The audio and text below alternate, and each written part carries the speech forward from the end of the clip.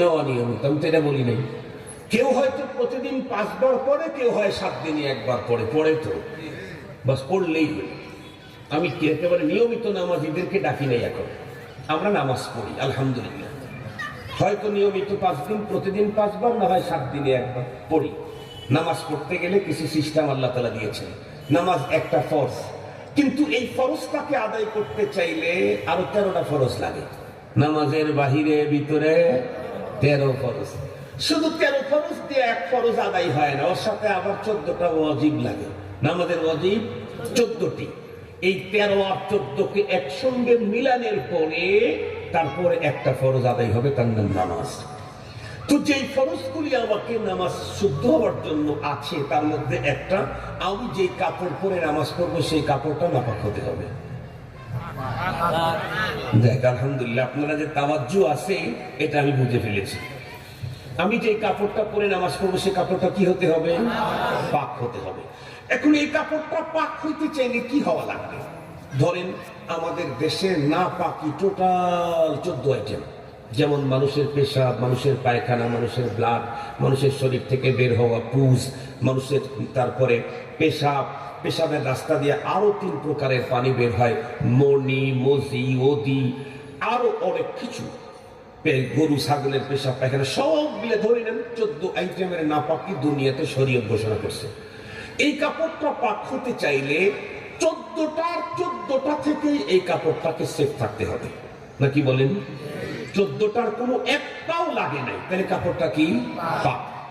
কিন্তু নাপাক হওয়ার জন্য কি 14টাই লাগতে হবে তারপরে নাপাক হবে?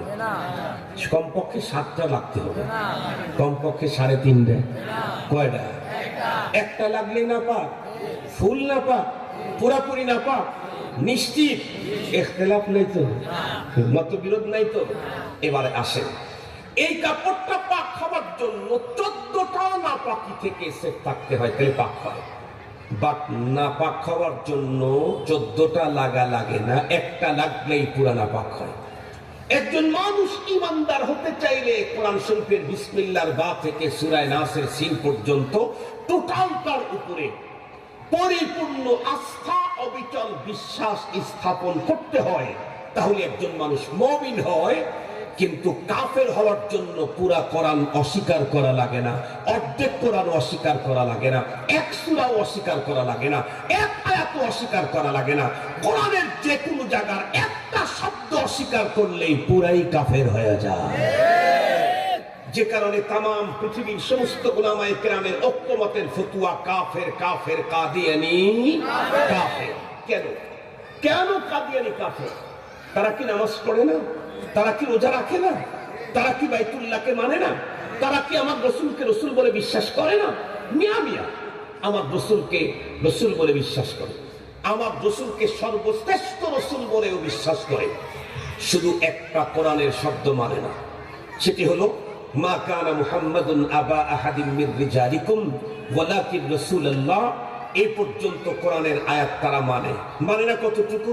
খাতামান নাবিয়্যিন ওয়া খাতামান, কোরআনের ওয়া খাতামান নাবিয়্যিন 2টা শব্দ, এই 2টা শব্দকে অস্বীকার করার কারণে তাম পৃথিবীর মুসলমান উলামায়ে কেরাম তাদেরকে কাফের ফতোয়া দিয়েছেন। তাহলে কাদিয়ানি যদি কোরআনের মাত্র 2টা শব্দকে অস্বীকার করার কারণে যদি কাফের হয়, আমার সমাজের যারা বলে কোরআন 1400 বছর আগে নাজিল হয়েছে, সেই সময়ের সিচুয়েশন আর আজকের সিচুয়েশন এক না, সঙ্গত কারণে কোরআনের সব বিধান এখন চলতে পারে না, সে কি থাকে? কথা বলেন না কেন? এই জাতীয় কথা বলনেওয়ালা লোক আমার দেশে হাজার হাজার না লাখ লাখ। আমি নিজে সাক্ষী। আমার এলাকার 2 নেতা আমাকে কোনো এক সময় তাদের পার্টি অফিসে ডেকে নিয়ে বক্তব্য দেওয়া শুরু করলো। সিচুয়েশন তো ভালো ছিল না। আমার রাসূল আমাদেরকে আগেই সতর্ক করে দিয়েছেন, মান সামাতা নাজা। সব সময় কথা বলতে নেই, কিছু জায়গায় চুপ থাকলেই বিজয় হওয়া যায়, সব জায়গায় কথা বলে বিজয় আসে না, কোনো জায়গায় চুপ থাকলেই বিজয় আসে। নবীজি বলছেন মান সামাতা নাজা। আমি চুপ থাকলাম, অপেক্ষায় রইলাম, আল্লাহ দিন ফিরায় দিবে। আলহামদুলিল্লাহ দিন শুধু ফিরাইলো না, পৃথিবীর ইতিহাসটাকেও আল্লাহ ফিরাই দিছে। সারা জীবন জুলাই মাস দেখলাম সারা দুনিয়াতে 31 তারিখ, এইবার দেখলাম 36 তারিখ।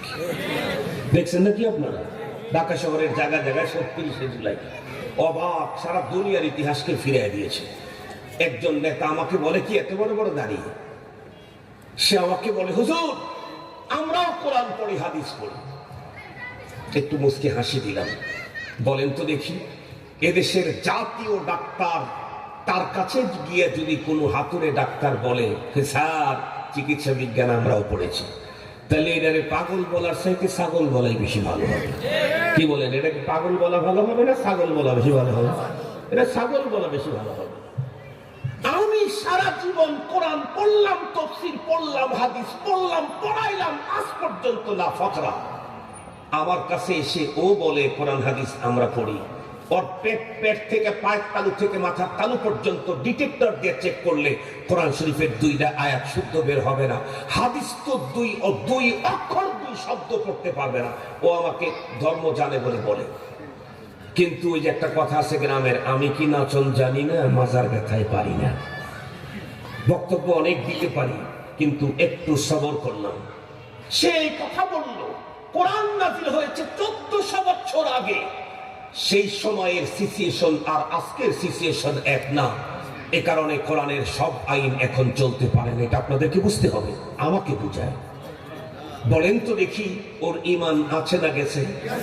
দাড়ি যদি থেকে থাকে, কথা বলেন না কেন? দাড়ি যদি থেকে থাকে, মসজিদের যদি সভাপতি হয়ে থাকে, আরো জোরে বলেন, মসজিদের সভাপতি কেন, বাইতুল্লাহর সভাপতিও যদি কেউ হয়, আর সে যদি কোরআনের একটা অক্ষরকে শব্দকে অস্বীকার করে, সেও তো ইমানদার থাকতে পারবে না। মুহতারাম হাজরিন, এখন বলেন আমাদের ইমানের কি কন্ডিশন? আমরা তো নামাজ পড়তেছি, রোজা রাখতেছি, হজ করতেছি, যাকাত দিতেছি, হুজুরকে দাওয়াত দিতেছি, খাওয়াইতেছি, ঈদের সময় হুজুরকে প্যাকেট দিতেছি, মনে মনে ভাবতেছি জান্নাত আমার জন্য প্যাকেট হয়ে আছে, যাওয়া মাত্র পাওয়া। মুহতারাম হাজরিন, মনে রাখবেন, জান্নাত তো প্যাকেট থাকবে, তার জন্য তার পুঁজিতে আছে 2টা জিনিস, একটা হলো ঈমান আর একটা হলো নেক আমল। কমপক্ষে ঈমান যদি না থাকে, তাহলে জান্নাতের দেখাও পরপারে মিলবে না। জান্নাতের দেখাও পরপারে মিলবে না। আর ঈমান চলে যায় কখন? কোরআনের একটা শব্দকে অস্বীকার করে যখন, তখন চলে যায়। তবে এখানে একটা কথা না বুঝলে আবার ভুল বুঝবেন, কোরআনের সব আইন মানতে পারতেছি না, তাতে কেউ বেঈমান হয় না। কিন্তু অবিশ্বাস করলে ঈমান, কথা বলেন, অবিশ্বাস করলে ঈমান। আমি আপনি অনেকে নামাজ পড়ি না, তাতে ঈমান যায় না, কিন্তু নামাজকে মানি না, তাইলে আর ঈমান থাকে না। আমি আপনি অনেকে পর্দা করি না, তাতে ঈমান যায় না, কিন্তু পর্দার বিধানে এই যুগে চলতে পারে না, তাহলে তার ঈমান আর থাকে না। কথা কি বুঝাইতে পারছি আপনাদেরকে?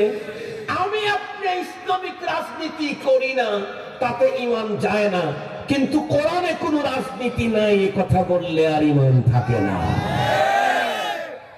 কথা কি বুঝাইতে পারছি আপনাদেরকে? এই এতটুকুনের কারণে সর্বনাশ। এই জন্য কথা বলতে বড় সাবধান, কথা বলতে বড় সাবধান। কথার যে কি ভয়ঙ্কর প্রতিক্রিয়া, এটা যদি হুজুরের ওয়াজে বুঝে না এসে শেখ হাসিনার ফোন দিয়ে জিজ্ঞেস করে, তাই বলবো যে হায়, কেন বলছিলাম যে অমকের ছেলেদেরকে দেব নাকি অমকের ছেলেদেরকে চাকরি দেব। এক কথা বলে সব তছনছ হয়ে গেল। শেখ হাসিনার এক শব্দে রাজাকারের বাচ্চাদেরকে দেব, এক শব্দে তার সব স্বপ্ন চুরমার। শুধু তারটা চুরমার না, তার সাথে যত লোকের লিঙ্ক ছিল তাদেরটাও চুরমার হয়ে গেছে। তাই যদি হয়, তাহলে ধর্মের ব্যাপারে এক শব্দ আপনার টোটাল লাইফের ঈমান চুরমার করে ফেলে দেবে। ধর্মের ব্যাপারে কথা বলতে সাবধান, দ্বীনের ব্যাপারে কথা বলতে সাবধান, কোরআনের ব্যাপারে কথা বলতে সাবধান। তবে মুহতারাম হাজিরিন, কথা আমার একটাই, আমাদের প্রত্যেকের সবচেয়ে বড় পুঁজি হলো কি? 1 নাম্বার হলো ঈমান। আসুন আমরা আমাদের সন্তানদেরকে ঈমান শিখাই, নিজেরা ঈমান শিখি। ঈমানের দাওয়াতের কাজ যেখানে হবে সেখানে আমার ন্যূনতম যেন সাহায্য থাকে। জিন্দেগিতে যেন কোনোদিন এমন না হয় কাজটা ভালো আমি করতে পারতেছি না, আমি তার জন্য দোয়া করব, আমি নেপথ্যে সহযোগিতা করব। বিরোধিতা যদি করি খোদায়ে পাকের দরবারে ভয়ঙ্কর আসামি হিসেবে দাঁড়াতে হবে। আল্লাহ আমাদেরকে আলোচিত কথা বুঝবার, এর উপরে আমল করবার তৌফিক দান করুন। ওয়া আখিরু দাওয়ানা।